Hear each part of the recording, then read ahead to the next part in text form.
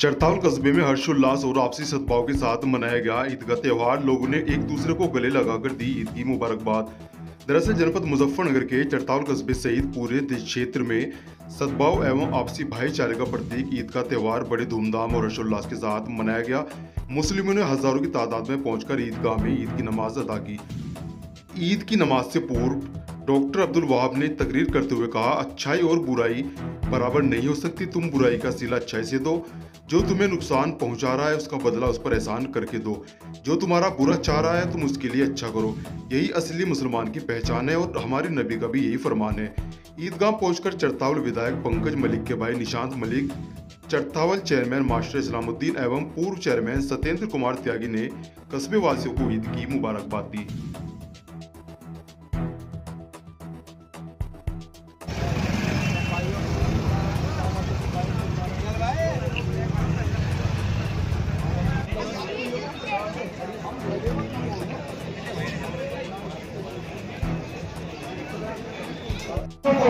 उनके इस नेक अमल का अच्छा सिला थे।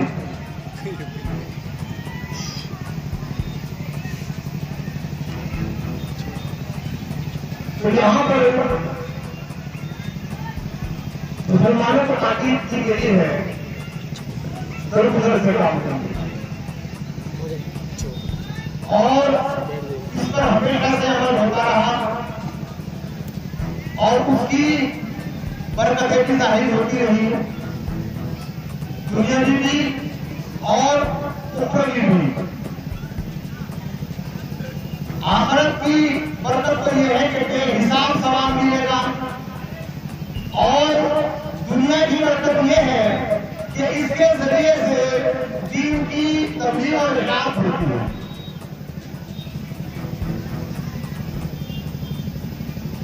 हुज़ूर अकरम सल्लल्लाहु अलैहि वसल्लम की तशरीफ आवरी से तकरीबन 700 साल पहले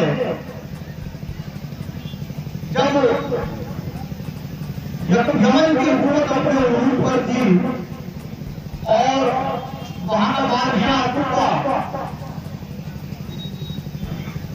जिसने अरब के ज्यादातर हिस्सों को फतेह कर लिया था, यहां तक के अफ्रीका के भी बहुत से मुल्कों को उसने फतेह किया।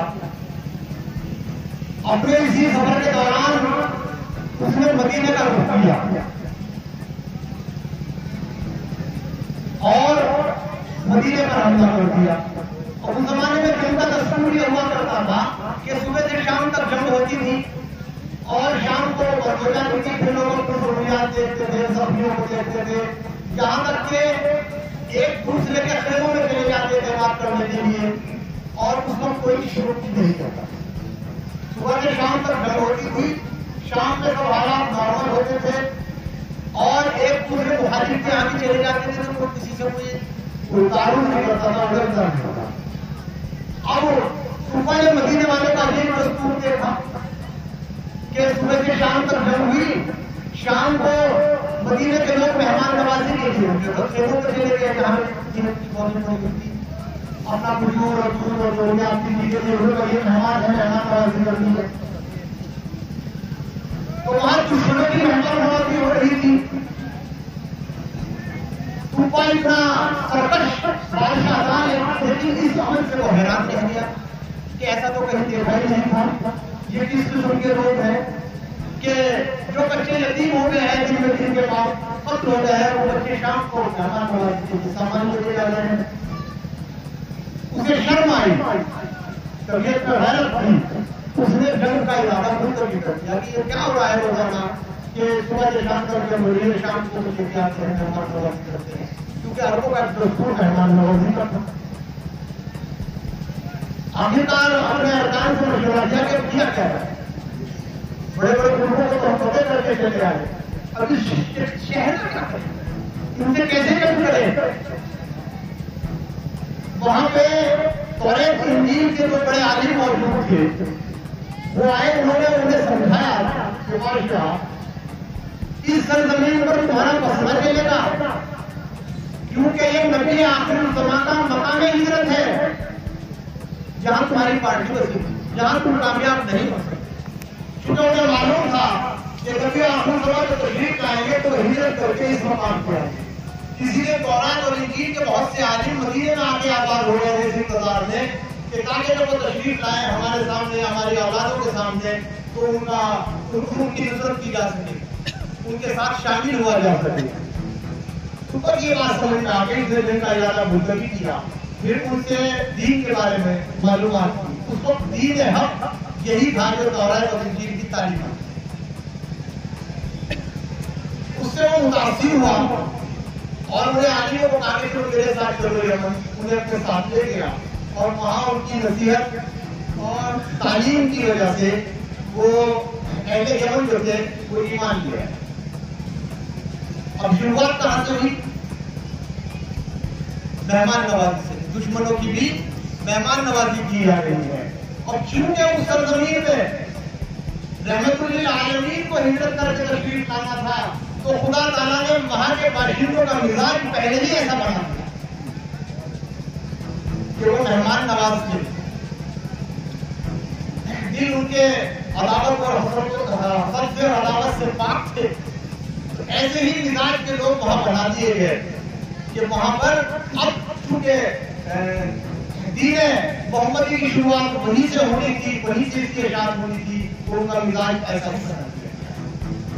यही सिलसिला चलता रहा। मक्के में ऐलान नबूवत होता है, लोग मुखालिफ हो जाते हैं, उस सब बातों पर सब्र किया जाए। यहां तक कि इस दर्जा सताया गया कि हिजरत करके मदीने चले गए।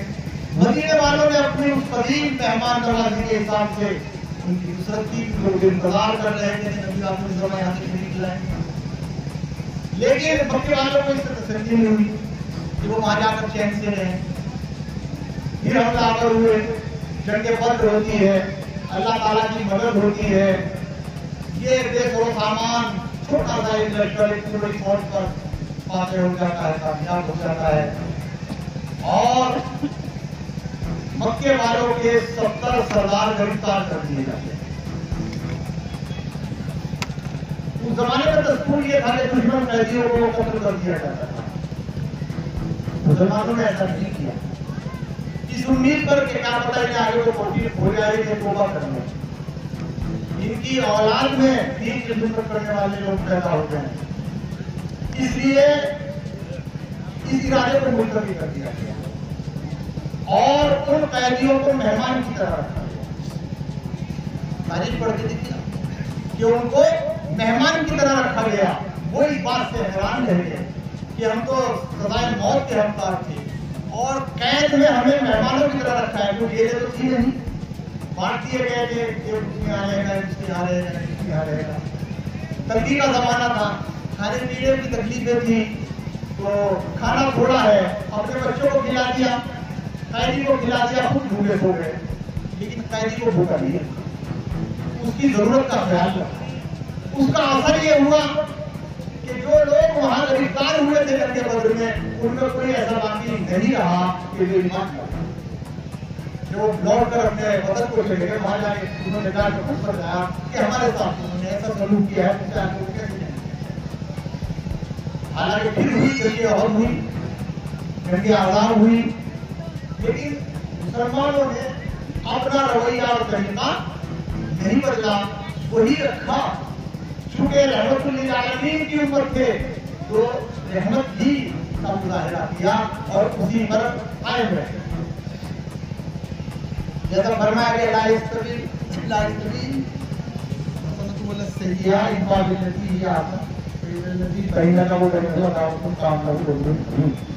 बुराई और अच्छाई बराबर तो नहीं हो सकते, अच्छाई और बुराई बराबर नहीं हो सकते। तुम बुराई को का दिफा अच्छाई के साथ करो, यानी जो तुम्हें नुकसान पहुंचा रहा है तुम उसके ऊपर एहसान करो, जो तुम्हारा बुरा चाह रहा है तुम उसका भला चाहो। फिर उसका क्या असर होगा कि उसका नतीजा ये होगा, अगर धार्मिक का गलत है कि अगर उसकी तबीयत में सलामती है तो वह ऐसा हो जाएगा जैसे कि एक ढीली गोश्त और साहब के तरह से अमल से सब कुछ जाहिर हो गया। उन्होंने इसी पर अमल करके उसी तरीके से सिखा दिया।